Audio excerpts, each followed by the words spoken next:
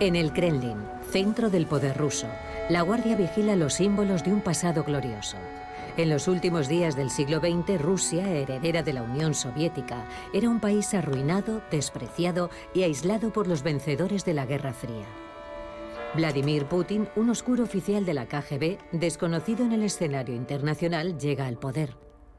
Un nombramiento que solo los estrategas del Kremlin podían imaginar. Su obsesión secreta, volver a colocar a Rusia en el centro de la política mundial. La palabra y la espada, la marca de Putin. Ante la sorpresa general, iba a golpear rápido y fuerte. Siria, Europa del Este, África. Son los terrenos de caza donde los golpes tácticos brutales y oportunistas de Putin pillan por sorpresa a un Occidente dividido. El señor de la guerra puede felicitar a sus tropas y Rusia vuelve a ser hoy respetada, temida y deseada. Putin es realista, es un pragmático, pero yo no diría que es un ideólogo. Yo diría que por encima de todo, Putin es un jugador, un estratega, y hace sus apuestas. Durante todo el tiempo que lleva al frente del país y en diferentes puestos, Estados Unidos ha tenido 5 presidentes, 5, y solo Putin ha sobrevivido a todos. Él es en Europa el político que tiene más experiencia, lo sabe todo, y no cree en sus bonitas palabras sobre los valores democráticos. El principal activo que tiene a su disposición es el tiempo, ya que finalmente va a batir el récord de longevidad de Stalin. Y la política exterior constituye su exoesqueleto, su razón de vivir. Putin vive entregado en cuerpo y alma a la política exterior.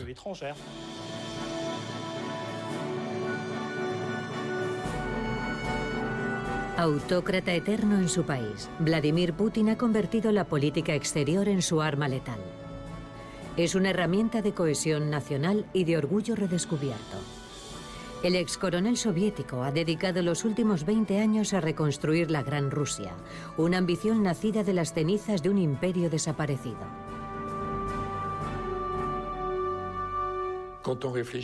Cuando se piensa en Putin y en su pensamiento profundo, nunca hay que olvidar una declaración muy importante. Putin dijo: quien no añora la Unión Soviética no tiene corazón, pero quien desee su vuelta no tiene cerebro. Y yo creo que eso es verdad.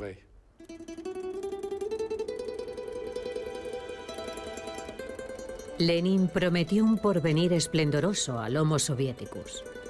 Pero en el mausoleo de la Plaza Roja, Stalin y los ídolos caídos velan un cementerio de ilusiones perdidas. La derrota es amarga. El país estaba completamente colonizado por los estadounidenses, por los amigos americanos. Estaban por todas partes, en los ministerios, en los bancos, incluso en el Ministerio de Asuntos Exteriores.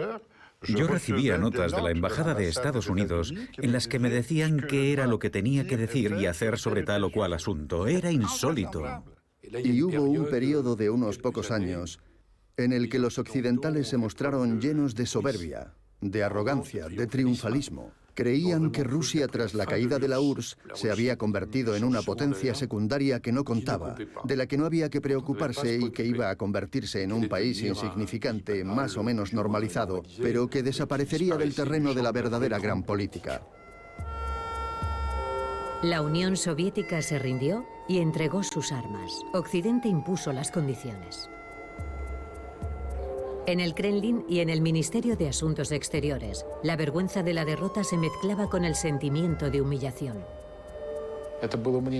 Durante la reunificación de Alemania, se hicieron promesas al más alto nivel. Se acordó que la OTAN no se acercaría a las fronteras de Rusia. A pesar del compromiso adquirido con Gorbachov, la OTAN prosiguió su avance hacia el este. Polacos, húngaros, checos, rumanos, búlgaros y luego los países bálticos se unieron al bloque occidental. Era un verdadero asedio, una traición. Para Putin aquello fue un verdadero incumplimiento de lo acordado. No ha podido digerirlo hasta hoy.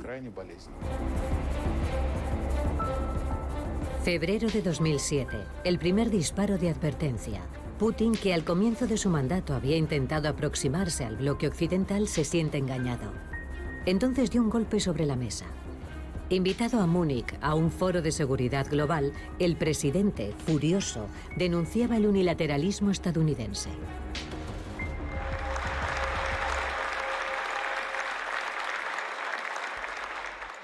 ¿Qué es un mundo unipolar? Ustedes han querido embellecer este término, pero en realidad solo significa una cosa: un solo centro de poder, un solo centro de fuerza, un solo centro de toma de decisiones. Es un mundo en el que hay un solo dueño, un solo soberano. Yo creo que es justo situar el punto de partida, al menos un primer paso, en aquel discurso de Múnich, en el que por primera vez Vladimir Putin expresó de una manera brutal, franca y directa su descontento con el comportamiento occidental. Nosotros observamos un desprecio creciente por los principios fundamentales del derecho internacional. Además, ciertas normas, casi todo el sistema jurídico de un Estado. Y en primer lugar, por supuesto, el de Estados Unidos. Han sobrepasado los límites en todas las áreas, en economía, en política, en lo humanitario. Se les han impuesto a otros estados. ¿Quién soportaría eso? ¿Quién lo soportaría?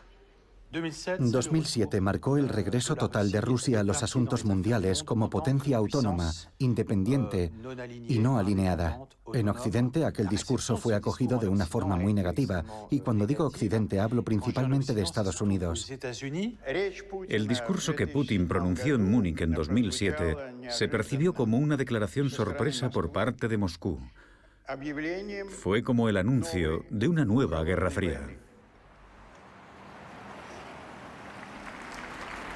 Para dirigir esa nueva Guerra Fría, Vladimir Putin, el experto en táctica, elige a Sergei Lavrov como estratega, un presidente y su ministro de Asuntos Exteriores. Uno combate y se coloca ante las cámaras, el otro se sienta en la mesa de negociaciones. Un águila de dos cabezas con una única hoja de ruta: devolver a Rusia su estatus de potencia mundial. En 2008, a Vladimir Putin se le presenta la oportunidad de demostrar su determinación. Ignorando la advertencia lanzada en Múnich, la OTAN prosigue su carrera hacia la frontera rusa. Está a punto de cruzar una línea roja. Sin embargo, la doctrina del Kremlin es inequívoca: mi extranjero cercano no se toca. La paradoja, cuando se evalúa la política exterior rusa, reside en la paranoia, porque en aquella época la OTAN inició conversaciones para invitar a Georgia y a Ucrania a su organización. Para Putin, la ofensiva de la OTAN hacia Georgia y Ucrania es una provocación estadounidense a sus puertas. La respuesta es inmediata. En Georgia, en las regiones de habla rusa de Abjasia y de Osetia del Sur, los conflictos latentes que se consideraban congelados se reanudan de manera muy oportuna. Moscú tendía así una trampa a Georgia y a su aliado estadounidense. La crisis de Georgia de 2008 y la crisis ucraniana de 2014 llevaban la misma firma. Quienes movían los hilos eran los mismos, nuestros viejos amigos, los Estados Unidos. La Revolución de las Rosas en Georgia había llevado al poder al joven pro-occidental Mikhail Saakashvili. En el Palacio Presidencial, ante la mirada cómplice de George Bush, el presidente georgiano decide restaurar el orden en las provincias sublevadas por Moscú. En Georgia, Saakashvili estaba convencido de que los estadounidenses lo apoyarían hasta el final, porque ellos le habían dicho: no te preocupes, todos te apoyamos, el presidente Bush te apoya. El ejército georgiano cree que la victoria será fácil, pero el 7 de agosto de 2008, los tanques rusos entran en Georgia. La trampa está a punto de cerrarse. Tras una guerra relámpago, Moscú reconoce la independencia de Osetia del Sur y de Abjasia. Georgia acababa de perder el 20% de su territorio. Era la primera vez desde la desaparición de la Unión Soviética que el oso ruso salía de su guarida. En Rusia el oso está considerado el señor de la taiga. Y él no contempla, yo lo sé, mudarse a otras zonas climáticas. No se sentiría bien allí. Él nunca cederá su taiga, de ningún modo.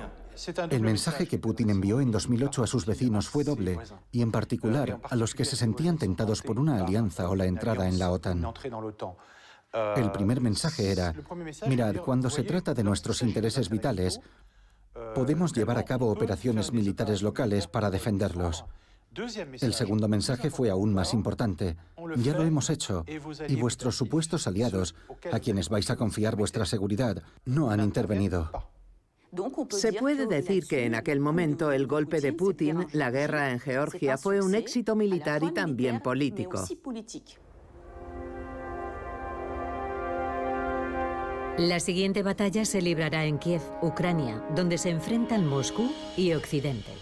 A finales de 2013, impulsado por la Revolución Naranja, el país se dispone a firmar un acuerdo de asociación con la Unión Europea y con la OTAN. Pero Putin se niega a perder a esa nación hermana. Su historia es demasiado cercana y entonces amenaza.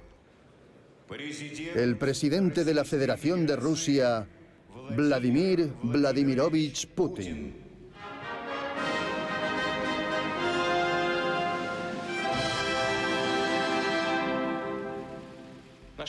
Nuestros colegas occidentales, liderados por Estados Unidos, prefieren guiar su política no por el derecho internacional, sino por la ley del más fuerte. Y en el caso de Ucrania han sobrepasado los límites, comportándose de manera burda, irresponsable y nada profesional. Siempre volvemos a caer en esta misma preocupación, que hoy es aún más fuerte, dado que Rusia se siente, con razón o sin ella, amenazada por un posible intento de golpe para reemplazar al régimen. Yo creo que ahí entra en juego el perfil KGB de Vladimir Putin, es decir, la amenaza exterior, la amenaza de la subversión, la amenaza de un cambio de régimen, que son cosas que por su formación preocupan mucho al actual presidente ruso. Presionado por Moscú, Yanukovych, el presidente ucraniano, rechaza el acuerdo de asociación con la Unión Europea. Eso provoca la cólera de un sector de su población, que no quiere seguir viviendo bajo la influencia de Rusia. En febrero de 2014, la revolución de Maidán incendia Kiev y se cobra un centenar de víctimas. Los hombres a sueldo de Moscú son expulsados. Para Putin, esa era la línea roja que no se podía cruzar. Una línea que ya había marcado en 2008, durante la guerra entre Rusia y Georgia. Sin embargo, el mensaje no fue entendido. Desde los zares, el puerto de Sebastopol, en el sur de Ucrania, en Crimea, es el único acceso de Rusia a los mares del sur. Es un enclave vital para Moscú. A través del estrecho de Turquía, sus barcos pueden llegar hasta la base de Tartus, en el Mediterráneo oriental, y avanzar más allá. Entonces los rusos imaginan lo peor, la posibilidad de que esa base en Sebastopol algún día se convierta en una base de la OTAN, si finalmente Ucrania hace realidad su proyecto de adhesión a la OTAN.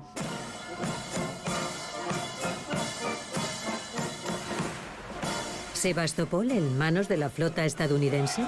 Para el Kremlin es una pesadilla inimaginable. Debían actuar cuanto antes para evitar esa catástrofe geoestratégica. El propio Putin ha contado que eran 3 o 4 alrededor de una mesa cuando se tomó la decisión de la anexión de Crimea. No fue algo planificado, fue simplemente una decisión oportunista. Había algo que estaba mal protegido y era necesario actuar lo más rápido posible. Un proverbio ruso dice que el que cava una fosa caerá en ella. Y lo que se presenta como golpes hábiles y oportunistas de Vladimir Putin son más bien la capacidad de transformar las trampas occidentales en ventajas geopolíticas. En el Kremlin, el caso se presenta hábilmente. Un referéndum organizado en Crimea consagra por un 83% la anexión de la región a Rusia. Sebastopol se ha salvado. Hoy, de acuerdo con los resultados del referéndum celebrado en Crimea y siguiendo la voluntad del pueblo, Someto a la Asamblea Federal la aprobación de una ley constitucional para la admisión en Rusia de dos nuevos sujetos federales, la República de Crimea y la ciudad de Sebastopol.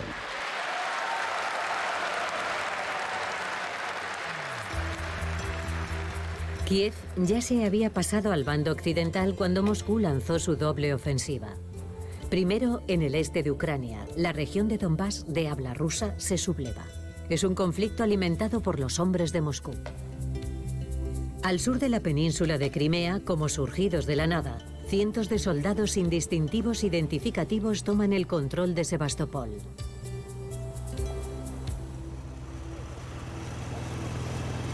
La estrategia del desorden es la firma estratégica de Putin.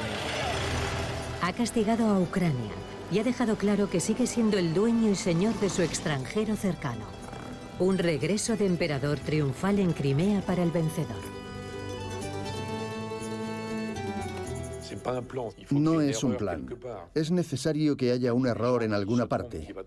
Algún dirigente que se equivoca, que va demasiado lejos. Es necesario que haya grupos, minorías dispuestas a sublevarse. Él observa, mira, espera, y en mi opinión en Georgia y en el conflicto de Ucrania pasa un poco lo mismo. Putin aprovecha la oportunidad.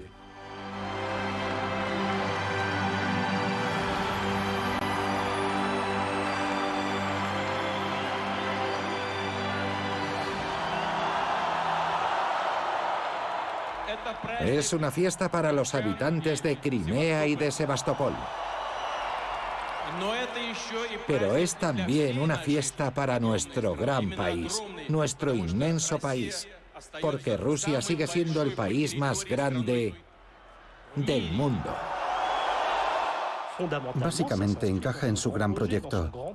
Putin se ve a sí mismo como el unificador de las tierras rusas y ciertamente le impulsa una alta conciencia histórica. Él pretende pasar a la posteridad como un nuevo Pedro el Grande. Respirad hondo y respondedme. ¿Amamos a Rusia?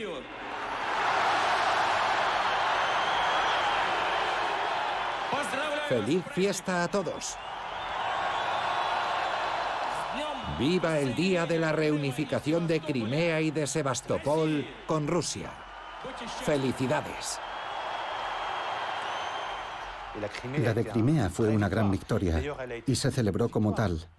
En Moscú, con grandes desfiles, espectáculos en la Plaza Roja, con canciones, etc. Y eso dio lugar incluso a un episodio que llamamos la Primavera Rusa o Ruskaya Vesna, una oleada de patriotismo algo triunfalista.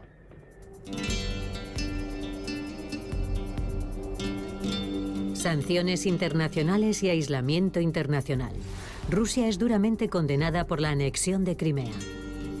Nadie puede imaginar que el señor del Kremlin prepara una nueva ofensiva. Oficialmente, para combatir el terrorismo, comienza en el desierto sirio una sangrienta partida de ajedrez. La única forma de luchar eficazmente contra el terrorismo internacional, tanto en Siria como en otros territorios vecinos, es actuando con rapidez para luchar y destruir a los terroristas en los territorios que controlan y no esperar a que lleguen a nuestro país. Las milicias islamistas, el Ejército Sirio Libre, las YPG, Unidades de Protección Popular kurdas y las tropas de Bashar al-Assad. La guerra en Siria se vuelve indescifrable. La diplomacia occidental se pierde en sus apoyos y moraliza. El presidente estadounidense Barack Obama vacila. Putin tiene vía libre.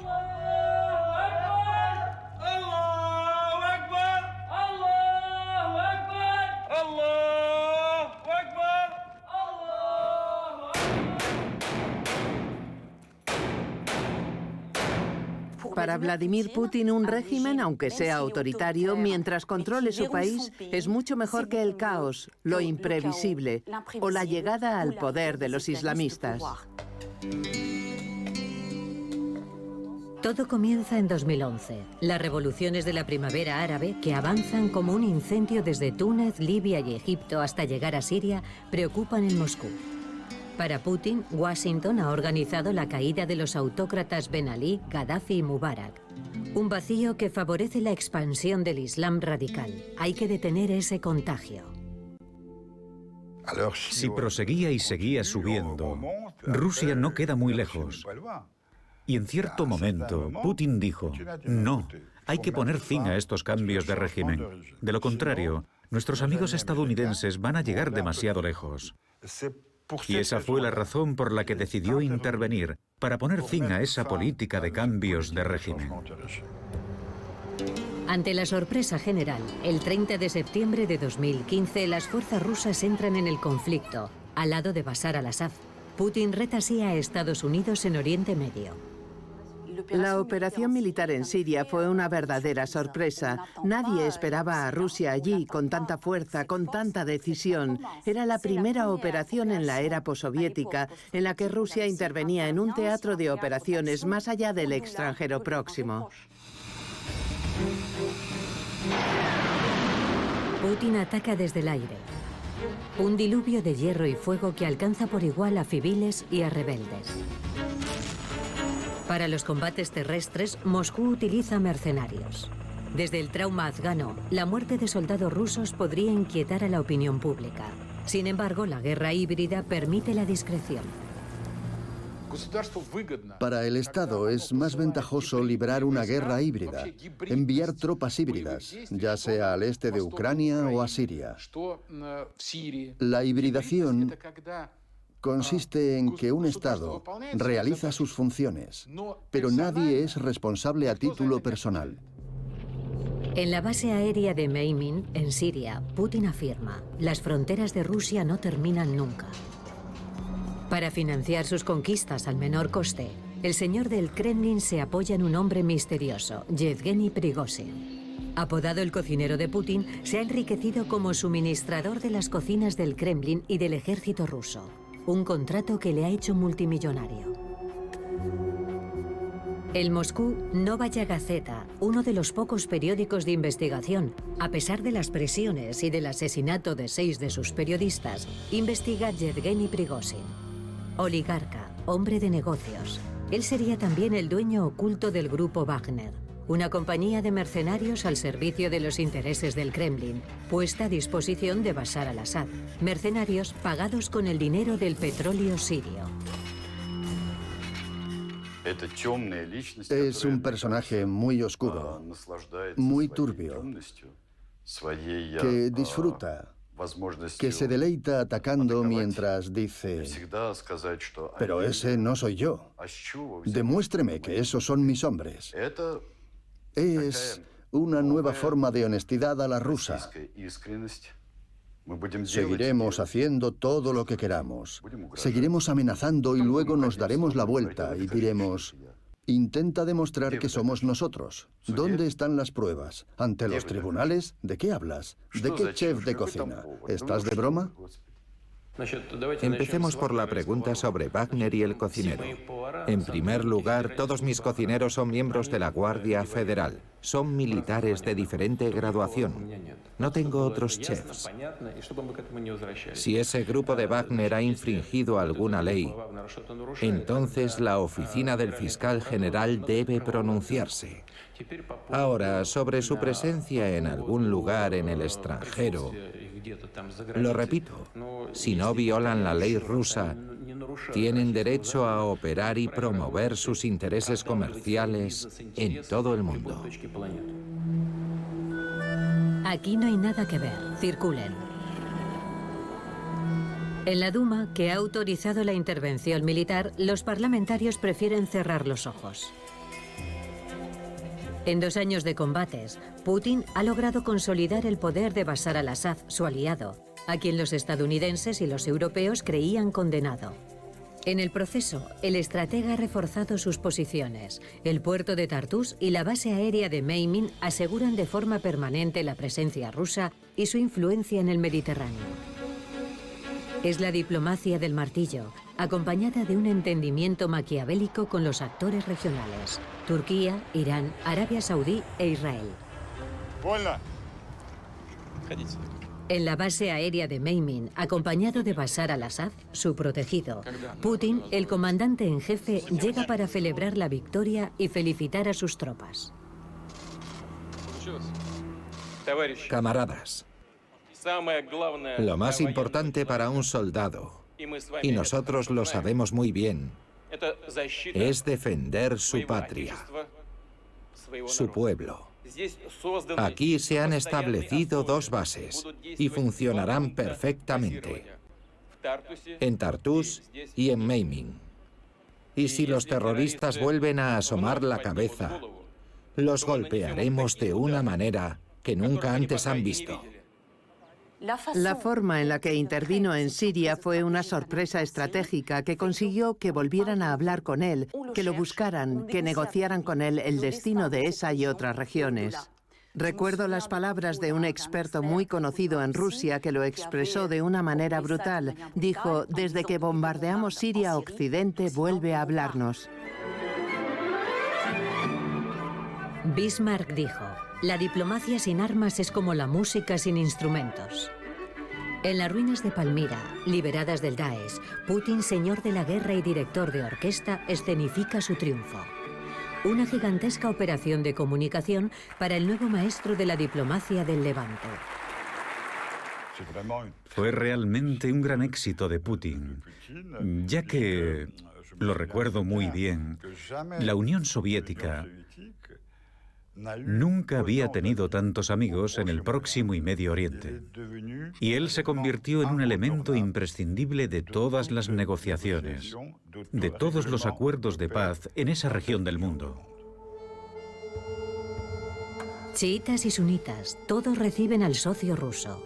El iraní Hassan Rouhani, el saudí Mohammed Ben Salman y el israelí Benjamin Netanyahu. Putin se ha ganado el respeto del Oriente Medio, donde Estados Unidos reinaba hasta entonces. En 2020 visita Damasco para celebrar a modo de festiva provocación la victoria y la Navidad. En el plano internacional, la intervención de Rusia en Siria demostró al mundo entero que en el mundo hay un líder que sabe asumir sus responsabilidades, que tiene convicciones y que tiene amigos a los que defiende. Tras su éxito en Siria, Putin mira más lejos en el Mediterráneo. Libia es arena, pero también mucho petróleo. Es una oportunidad única para dar una lección a Occidente y a las Naciones Unidas, los responsables del caos libio a ojos de Moscú. Todos saben perfectamente quién es el responsable de la situación que se ha creado. Rusia estaba en contra del uso de una intervención armada en Libia. Y la resolución del Consejo de Seguridad de la ONU prohibió al expresidente libio Gaddafi utilizar la aviación contra las fuerzas de la oposición, que por cierto también estaban armadas. A pesar de eso, la coalición occidental empezó a usar la aviación contra Libia, violando así gravemente la resolución del Consejo de Seguridad. Resultado, un país antes próspero, con un nivel de vida cercano a los estándares europeos, hoy se está desintegrando, víctima del caos y de una guerra civil. El 19 de marzo de 2011, los aviones franceses, británicos y estadounidenses atacan a las tropas de Gaddafi. El objetivo declarado es proteger a la población civil. Occidente sigue creyendo que puede imponer la paz. Queríais la paz. Queríais la libertad. Queríais el progreso económico. Francia, Gran Bretaña, Europa, siempre estarán al lado del pueblo libio. Nosotros os pedimos una cosa. Nosotros creemos en una Libia unida, no en una Libia dividida. La intervención militar debía llevar la democracia y la prosperidad a Libia, pero con la desaparición de Gaddafi solo trae el caos. Para Putin, los culpables están muy claros. Para los rusos, toda la responsabilidad recaía sobre el lado occidental. Fue en ese lado donde hubo engaño, traición, hipocresía. Esos son los términos que Vladimir Putin usa frecuentemente cuando habla de Occidente. Putin enfrenta constantemente a Occidente con sus debilidades, con sus incoherencias, y sabe aprovechar esas debilidades y esas contradicciones para salir victorioso. Al igual que en Siria, los turcos y los rusos se enfrentan en Libia.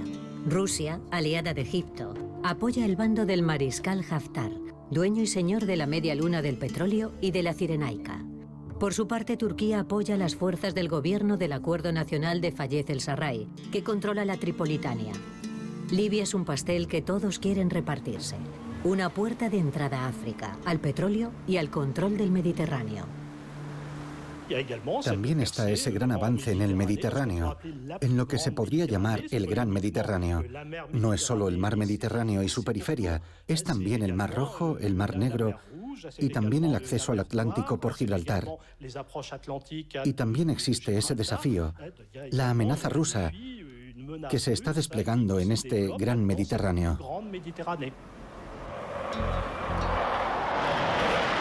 El 11 de enero de 2017, frente a Tobruk, el portaaviones ruso Almirante Kuznetsov recibe a bordo con todos los honores al mariscal Khalifa Haftar, el hombre fuerte elegido por Putin.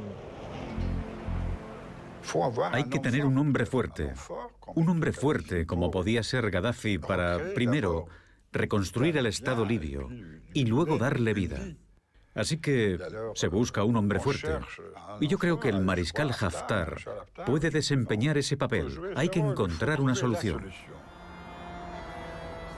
El 7 de noviembre de 2018, en Moscú, tiene lugar una reunión entre el mariscal Haftar y el ministro de Defensa ruso, Sergei Shoigu. Haftar es recibido por el Estado Mayor ruso en presencia de Yevgeny Prigozhin, presunto patrocinador de la compañía de mercenarios Wagner. Una imagen inquietante que ha desaparecido de los archivos oficiales. Hay que comprender que Wagner no es una empresa como cualquier otra, ya que no existe jurídicamente como tal. Wagner es más bien una franquicia formada por muchas empresas pantalla. En realidad es una galaxia de agentes, una galaxia de empresas, todas ellas conectadas a un hombre, Yevgeny Prigozhin, que es realmente el centro de gravedad de esta galaxia. A cambio de armas y un mayor apoyo militar, Haftar ofrece petróleo, acceso marítimo y futuros contratos. Es una oferta tentadora. Prigozhin, que participa en la reunión, proporcionará la logística y sus mercenarios. Cerca de 2.000 soldados fantasma de la compañía Wagner desembarcan en Libia para ponerse al servicio del mariscal Haftar. El discurso del Kremlin es categórico. En el teatro de operaciones libio no hay tropas rusas. Putin mantiene sus manos limpias. Yo no creo, aunque todo es posible, que Putin sea como un padrino de la mafia, cuyos hombres van a besarle el anillo. Probablemente no sea tan patriarcal como eso, pero yo no creo que eso signifique que cualquiera pueda actuar sin su aprobación. Las arenas del desierto cubren la reserva de petróleo más importante de África. A pesar de las vetustas infraestructuras dañadas por la guerra, repartirse la renta del petróleo libio es el mayor deseo de las dos potencias, Rusia y Turquía. En Libia, en última instancia, solo hay beneficios por obtener. Y por tanto, si por un lado está la Cirenaica, que es de manera directa o indirecta para Rusia, por otro lado, Turquía finalmente se apodera de la Tripolitania, así que no hay motivo para pelearse. Todos pueden entenderse y repartirse el botín. Con Recep Erdogan, el presidente turco, el juego es enrevesado, violento y sordo. Ni amigos ni enemigos, los dos pragmáticos socios, el sultán y el zar, negocian a espaldas de Occidente y de sus aliados. Putin no tiene ningún problema para comprender a Erdogan. No es un socio fiable, pero Erdogan sabe que nosotros tampoco somos fiables. Juguemos juntos. Será interesante jugar a esto. Yo sé cómo jugar contigo. Tú tampoco necesitas un bonito papel de envolver, como la democracia o los derechos humanos. Tú eres duro. Y yo también. Una vez aseguradas las fronteras de Rusia y del extranjero cercano, y tras la exitosa demostración de fuerza en el Medio Oriente, el Kremlin mira más lejos, hacia África. En octubre de 2019, en Sochi, todo el continente responde a la invitación del señor del Kremlin. Putin se prepara para un gigantesco safari por los mercados africanos. Queridos amigos, en primer lugar, me gustaría dar la bienvenida a todos los participantes en la primera cumbre Rusia-África y el Foro Económico Rusia-África. Delegaciones de todos los países africanos han llegado a Sochi. Más de 40 están representados al más alto nivel. Es cierto que la cumbre Rusia-África de Sochi cayó como una bomba en París. Todos decían, pero esto es increíble. Hay 54 países en África y tener 45 jefes de Estado es algo enorme, gigantesco. Touadéra, el controvertido presidente de la República Centroafricana, necesita armas rusas para mantener su poder. Y Putin necesita voces africanas que lo apoyen en la ONU. Las armas que Rusia tiene a la venta han demostrado su valía en el teatro de operaciones sirio. El contrato es simple: apoyo militar a cambio de licencias de explotación minera para las empresas rusas. En ruso eso significa: amigos, os vamos a vender 1000 veces más armas que las que hemos probado en Siria, en el desierto y bajo un calor abrasador. ¿Es así como se supone que vamos a hacer de África un continente más pacífico? No, por favor. Enero de 2018. El primer Ilyushin aterriza en la República Centroafricana. En la entrega de armas está presente Valery Zakharov, el nuevo jefe de seguridad ruso del presidente Touadéra. Un ángel guardián impuesto por Moscú.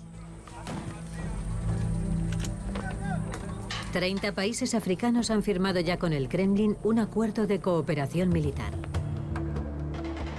Estados Unidos ya no parece un aliado fiable. El intervencionismo francés irrita y China inquieta, por lo que Rusia es el nuevo socio ideal. Seguridad a cambio de empresas, no importa cuál sea el régimen. Su discurso gusta y a Putin le gustan las riquezas del continente negro. El oso ha encontrado su tarro de miel. Rusia dice, bien, yo voy a tu casa. No te doy lecciones de democracia, velo por tu seguridad. Lo haré y nos criticarán por ello, pero haré lo mismo que hacían los franceses. Pondré un asesor de seguridad al lado de la presidencia y vamos a garantizar no solo su seguridad.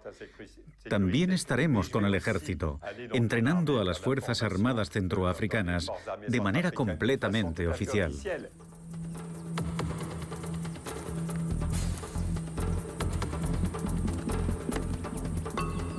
En el antiguo palacio de Bokassa, lejos de todas las miradas, Valery Zakharov, el consejero oculto y sus mercenarios tienen una doble misión: asegurar el poder del presidente Touadéra y proteger los intereses rusos. Se firmó un contrato entre el Ministerio de Defensa de la República Centroafricana y el Ministerio de Defensa de Rusia. Son reservistas. No es una empresa militar privada, ni, como usted dice, de Wagner. Son reservistas del Ministerio de Defensa. Es una práctica habitual. Se recibió una invitación del presidente de la República Centroafricana y yo he sido invitado para ser su consejero de seguridad. El presidente ha invitado a Rusia y Rusia ha venido. Rusia no exigirá jamás a los representantes estatales un informe sobre los derechos humanos. No, pero exigirá muestras de lealtad y el acceso para sus contratistas a sus minas. Todo el mundo sabe que los del grupo Wagner no son simples mercenarios al servicio de la seguridad del país, sino que Wagner también está ahí para garantizar la seguridad de los activos del señor Prigozhin en esas tierras. El diablo acecha. En 2018, Yevgeny Prigozhin obtuvo de Bungie varios permisos de explotación para su empresa Lovalle Invest. Poco importa que las minas de oro y diamantes estén en zonas controladas por los rebeldes. Los mercenarios de Wagner estarán allí para asegurar el acceso a las minas. Los diamantes de sangre, sujetos a embargo, se exportan discretamente. El autócrata Tuadera está protegido. Prigozhin se enriquece y Putin gana posiciones en África sin abrir la cartera. Es un trato ganador. El hecho de afianzarse así en un país de África Central, que era, por así decirlo, la zona tradicional de influencia geopolítica de Francia desde hacía mucho tiempo, no puede dejar de verse como un desaire a la presencia francesa en la región o como una amenaza para los intereses estratégicos de Francia en la región. Es claro e inequívoco. A finales de 2016, cuando termina su mandato, las tropas francesas que habían llegado para detener la guerra civil abandonan el país. Una buena noticia para Sakharov, Prigozhin y sus hombres. En París irrita la presencia rusa. Hay una presencia rusa activa, reciente, significativa, antifrancesa. Wagner es un sustituto, no es realmente el ejército. Es un sustituto que actúa bajo la autoridad de un señor llamado señor Prigozhin. Y si él me está escuchando muy lejos de esta sala, que sepa que sabemos quién es, ¿sí? Si el adversario tiene una debilidad, hay que aprovecharla. Rusia tiene esa tentación, el deseo de izar su bandera allá donde pueda hacerlo. En el cielo y en los muros de Bangui se canta a la amistad ruso-africana. Los Kalashnikov han ganado la paz y Moscú los corazones, con una eficaz operación de poder suave. Financiados por la empresa minera rusa Lovalle Invest, los hospitales de la sabana, las radios y los cines cuentan las bondades del nuevo hermano, el oso ruso. Una fábula que narra las desventuras de los animales de la sabana, que ven cómo las voraces hienas saquean sus cosechas. Y el oso de un lejano país del norte, llamado Rusia, viajó hasta allí para ayudar a sus amigos. Él no podía permanecer indiferente, porque eran amigos desde hacía mucho tiempo. Y debemos ayudarnos unos a otros. Lo más interesante de todo esto es que no son solo las personas las que van a saquear los recursos naturales. Detrás hay una dramaturgia, hay una historia que contar, que principalmente es la del oso que va a liberar al pueblo centroafricano de la opresión neocolonial francesa. Y esa es la narrativa que se pone en marcha. Debemos instaurar la paz. De lo contrario, nadie nos podrá ayudar. Y los animales sabios se han reunido para negociar.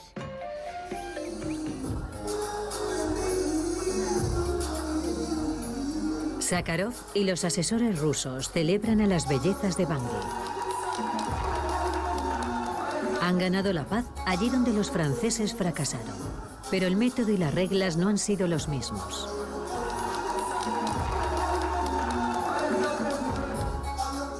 Digamos que la moraleja de la historia es que todos podemos vivir juntos en paz, siempre, por supuesto, bajo la supervisión y la mirada benévola del oso.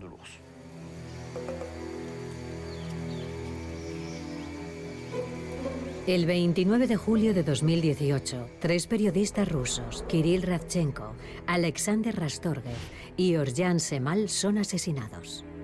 Llegaron para investigar las actividades del grupo Wagner y fueron víctimas, según las autoridades, de salteadores de caminos o de grupos rebeldes, una versión aprobada por el Kremlin.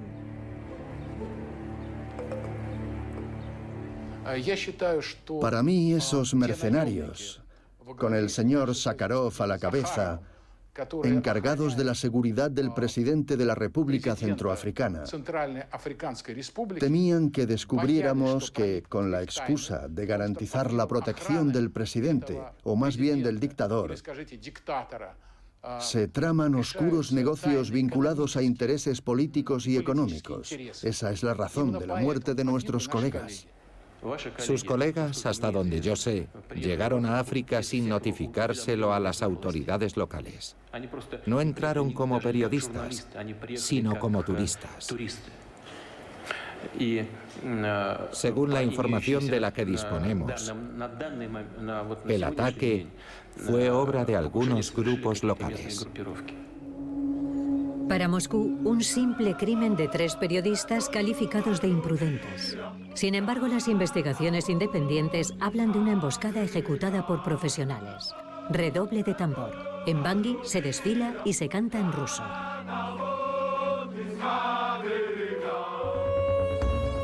Lejos de África, en las fronteras del Imperio ruso, cuando Erdogan se lanza junto a los azeríes a la conquista del Karabaj armenio, Moscú comienza a inquietarse. Maestro del ajedrez, Putin debe frenar el avance turco para asegurar el regreso ruso al Cáucaso. Y poco importa si para ello hay que sacrificar al aliado armenio. Por supuesto, nosotros esperábamos ayuda de todo el mundo. Sobre todo de los países que sabíamos que tenían intereses aquí. Y en especial de Rusia, dada su influencia en la región y dado que geográficamente son los más cercanos. Históricamente, nosotros siempre hemos considerado a los rusos como nuestros amigos. Ellos vinieron, pero un poco tarde.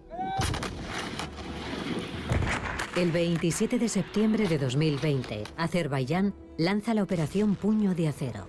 Rico en petróleo y apoyado por Turquía, que le proporciona drones de combate, tecnología, asesores militares y mercenarios sirios, el ejército azerí fuerza la capitulación de Armenia después de 45 días de combates.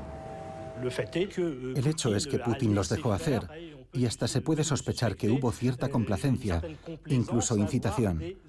Y después, cuando llegó el momento, cuando Rusia decidió que ya había sido suficiente lección, que el ejército azerbaiyano ya había ganado suficiente terreno, entonces pitó el final del partido.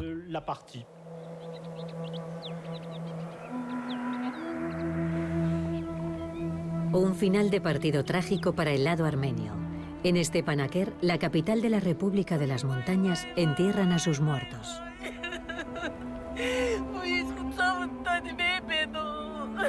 Casi 5.000 víctimas y una juventud diezmada.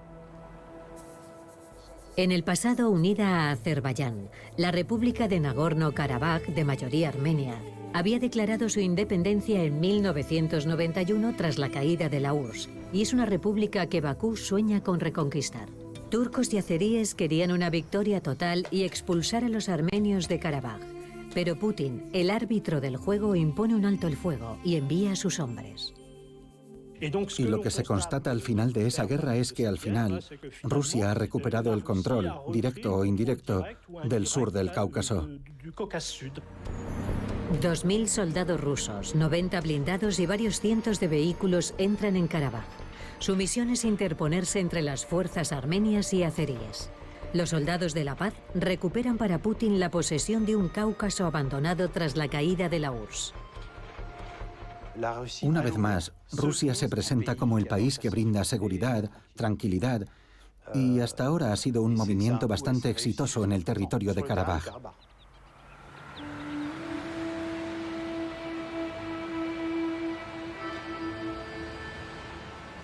En Stepanakert, la capital armenia de Karabaj, los soldados que patrullan por la ciudad pasean con el uniforme y la bandera de Rusia. Es una ocupación, pero también protección. Aquí el azerí o el turco son enemigos mortales. El mensaje de Moscú resulta tranquilizador. Allí donde están los soldados rusos, reina la paz. Las posiciones armenias y azeríes están bajo control ruso. Un juez de paz que defiende sus propios intereses. A Vladimir Putin no le interesa en absoluto que Erdogan se afiance en el Cáucaso. El activismo de Turquía con los pueblos de habla turca cerca de nuestras fronteras y en el interior de nuestro país nos preocupa mucho. El 11 de enero de 2021, cuando el presidente azerí Ilham Aliyev y Nikol Pashinyan, el primer ministro armenio, son convocados en el Kremlin, el ambiente es glacial. En el orden del día está la aplicación del acuerdo de alto el fuego. Turquía, que regaló la victoria militar a Azerbaiyán, no está invitada. El mensaje que se envía a Erdogan es muy claro. El Cáucaso sigue siendo ruso. Maestro relojero en Georgia, Ucrania, Siria, Libia, África y el Cáucaso. Putin asegura el regreso de Rusia a la escena internacional. Nadie puede predecir el próximo resquicio por el que el oso deslizará su zarpa. Y como responde Putin a un reportero, no hay vuelta atrás y nadie podrá ignorar a Rusia. Comparados con ustedes, sí, nosotros somos blancas palomas. Escuchamos sus garantías de que la OTAN no se desplegaría en el este, pero no han cumplido sus promesas. Son gente inteligente. ¿Por qué nos toman por idiotas? ¿Por qué creen que somos incapaces de analizar cosas tan simples? La arrogancia, la vanidad y el desprecio a los occidentales han reavivado la herida narcisista de Rusia, a riesgo de desencadenar una nueva guerra fría.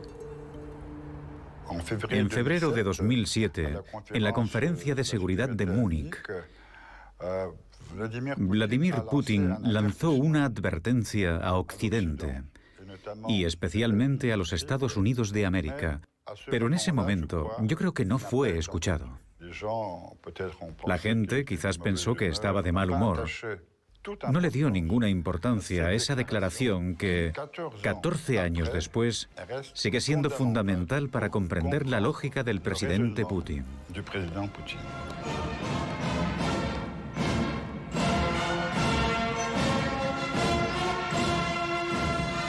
La conmemoración de la Gran Guerra Patria, una victoria sacralizada y celebrada por un país unido.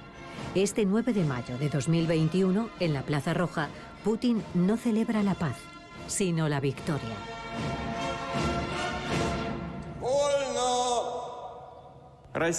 Rusia respeta constantemente el derecho internacional y defenderá firmemente sus intereses nacionales. Garantizará la seguridad de su pueblo. Las Fuerzas Armadas rusas, herederas de los soldados de la victoria, son una garantía fiable. Gloria al pueblo victorioso. Felicidades a todos. Feliz gran fiesta de la victoria. ¡Hurra!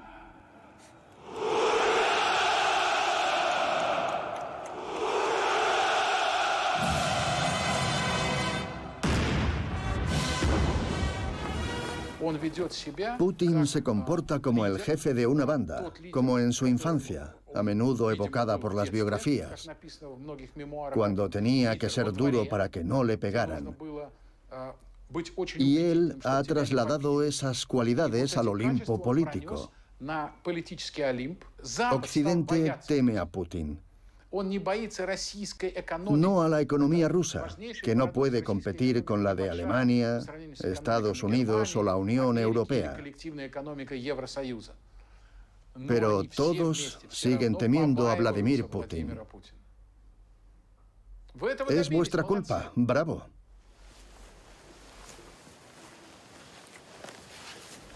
Ni las sanciones internacionales, ni una economía frágil, ni los negocios, ni una sociedad rusa que tal vez no haya renunciado a la democracia han podido frenar el ascenso de Vladimir Putin.